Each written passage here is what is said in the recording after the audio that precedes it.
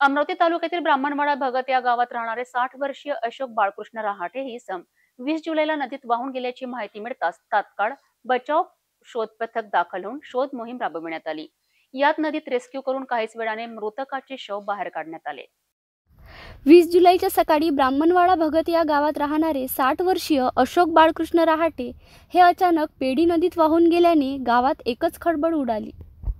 यात पोलिसांनी सुद्धा धाव घेऊन त्यांच्यासह नागरिकांनी सुद्धा शोध घेतला।